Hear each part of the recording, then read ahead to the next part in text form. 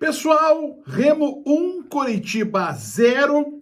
E é muito louco você dizer que o Coritiba fez talvez o seu melhor primeiro tempo em algum tempo no jogo do Estádio Mangueirão.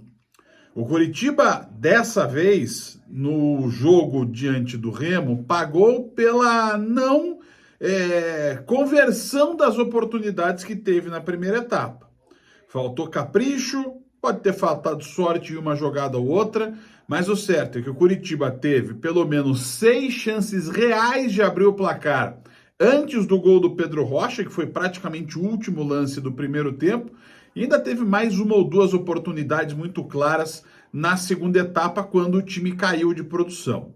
Mas no primeiro tempo, a opção do Mozart se fez justificada com a entrada do Olisson, não que ele tecnicamente dê muito ganho ao time, pelo contrário, com a bola no pé ele é bem complicado. Teve um momento em que ele poderia até ter tentado um arremate ou dado um passe mais preciso, ele tentou driblar, pedalando dentro da área, e o Coritiba perdeu uma boa oportunidade.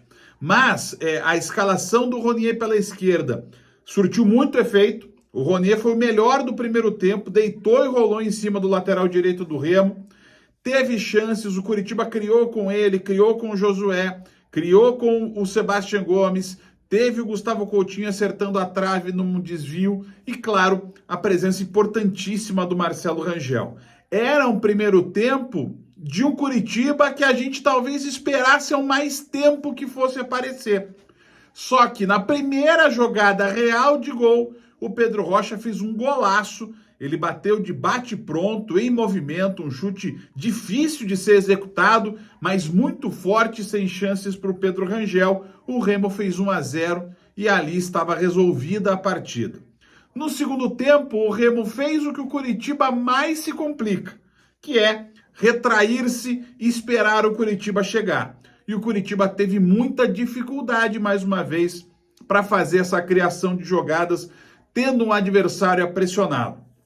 O Mozart até demorou um pouco para fazer as alterações, demorou em especial para colocar o Depena no jogo, mas o fundamental é que dessa vez ficou muito claro que há um método de jogo. O Coritiba demonstrou isso, fez um primeiro tempo muito bom, só que é a tal história. O domínio, ele precisa ser comprovado e transformado em vantagem, e essa vantagem é numérica. E dessa vez o Coritiba não conseguiu aproveitar. Dentro do contexto, o resultado é muito ruim, porque não é só uma derrota, mas é a derrota em um jogo em que o time foi melhor. É a derrota num jogo em que o Coritiba mostrou qualidades que não havia mostrado muito nessa temporada. O próprio Lucas Ronier, de longe, apesar das faltas e até daquele lance em que ele poderia ter sido expulso, ele fez o seu melhor jogo na temporada.